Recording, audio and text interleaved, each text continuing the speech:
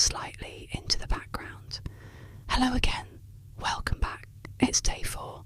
I've been thinking a lot since yesterday about thinking. Does that make sense? It's funny how we can get so caught up in the big picture, the 5-year plans, the grand destinations, that we forget about the steps we're taking right now. This morning, I woke up before my alarm. The room was still dark, wrapped in that pre-dawn quiet where the world feels like it's holding its breath. And for a moment, I just lay there, listening to the sound of my own breathing. In, out, a simple, unconscious rhythm that's been with me my whole life. Yet I rarely, if ever, pay attention to it. It made me realise how much of my life I live on autopilot. The morning coffee, the commute, the emails. It's a routine, a script I follow without much thought. But what if I were to be present for all of it? What if I actually tasted the coffee instead of just drinking it for the caffeine? What if I noticed the way the light changes during my drive instead of just focusing on the traffic? So, I decided to try a little experiment today. The mission, to be deliberately present. No grand gestures, no life-altering decisions, just a commitment to noticing the small things. It sounds so simple, almost laughably so, but I have a feeling it's going to be harder than it sounds. My mind loves to wander, to plan, to worry, to replay conversations. Taming it, even for a day, feels like a monumental task. But hey, that's what this journey's all about, right? Trying things. Let's see how it goes. Slight pause as if reflecting. So, the Be Present experiment, part 1, the morning coffee. I usually just throw the pod in, press the button, and chug it down while scrolling through my phone. Today was different. I took out my old French press. I measured the grounds, listening to the quiet rustle as they fell into the glass. I boiled the water and watched the steam curl into the air. The 4 minutes it took to steep felt intentional. When I finally poured it, the aroma filled the kitchen in a way that my pod machine just can't replicate. It was rich, earthy, almost like the smell of damp soil after rain. And when I took that first sip, I closed my eyes. I didn't think about the emails waiting for me or the errands I had to run. I just tasted the coffee. It was a small moment, maybe 5 minutes out of my entire day, but it felt like a tiny victory. It was a conscious choice to experience something instead of just consuming it. It felt like I was reclaiming a tiny piece of my morning, a piece that usually gets lost in the rush. And you know what? It made the rest of the morning feel a little less chaotic, a little more mine. Later in the day, I went for a walk, not a power walk with a destination in mind, just a wander around my neighbourhood. I left my phone at home.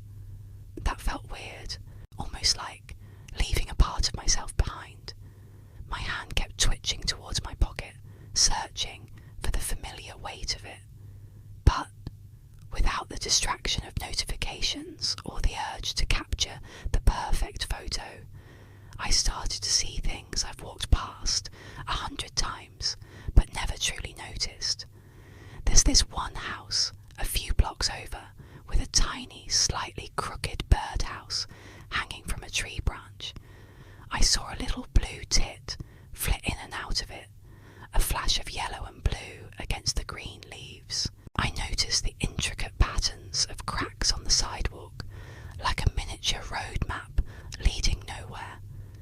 I saw a patch of wildflowers stubbornly growing in the small strip of grass between the pavement and the road, purple, yellow, and white. They were probably considered weeds, but up close they were beautiful. It was a reminder that there's so much life, so much detail happening all around us, all the time. We just have to be willing to put down our distractions and look. The world doesn't stop just because we're not documenting it. In fact, it might even become more vibrant when we just live in it. A moment of thoughtful silence. This evening, I tried to apply the same principle to a conversation. I was talking with a friend on the phone, someone I speak to regularly. Usually, our calls are a bit of a multitasking affair. I'll be tidying up, or folding laundry, or scrolling through social media while we chat. We're catching up, but how much are we really connecting? Tonight, I sat down in a quiet room with just the phone. I didn't do anything else. I just listened, not just to the words they were saying, but to the tone of their voice, the pauses, the sighs, the laughter. I found myself asking more questions, not to fill the silence, but because I was genuinely curious. I heard the fatigue in their voice when they talked about work, and the genuine excitement when they mentioned a new book they were reading. The conversation felt deeper, more meaningful. It wasn't just an exchange of information. It was a real connection. It made me wonder how many times I've only been half present with the people I care about. How many subtle cues and unspoken feelings have I missed because I was too busy folding a t-shirt or liking a photo? It was a humbling realization. Being present isn't just a gift you give yourself. It's a gift you give to others. It's a way of saying, you have my full attention, you matter.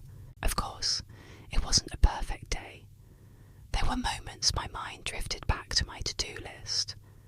I caught myself worrying about a deadline while I was supposed to be enjoying my lunch. I mentally replayed an awkward conversation from last week while I was trying to read a book. The autopilot is strong. It's a well-worn path in my brain, and diverting from it takes conscious, repeated effort. It's not about achieving some perfect state of zen where your mind is completely empty.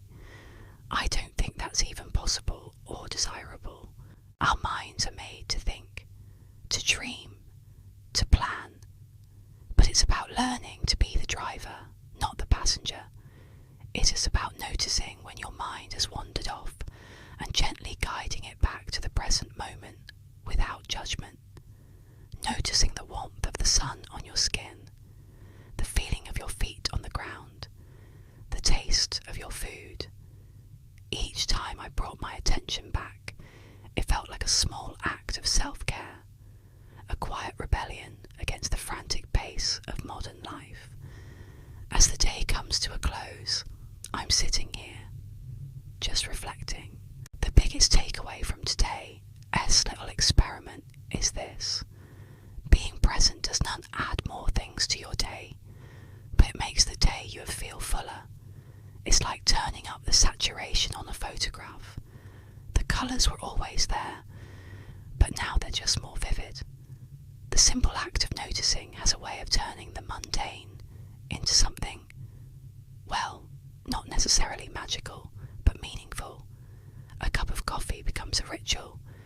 A walk becomes an exploration. A conversation becomes a connection.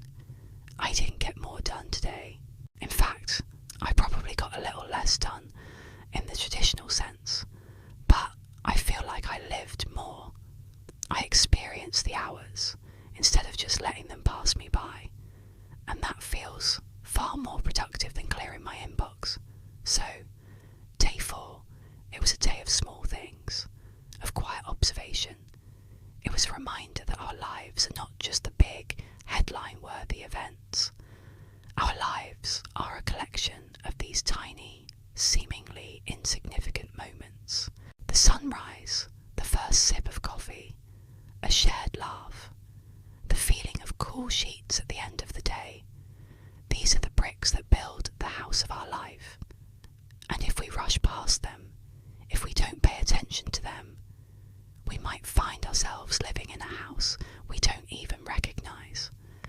I think I'm going to try to carry this practice into tomorrow and the day after, not as a rigid rule, but as a gentle invitation to myself, an invitation to show up for my own life.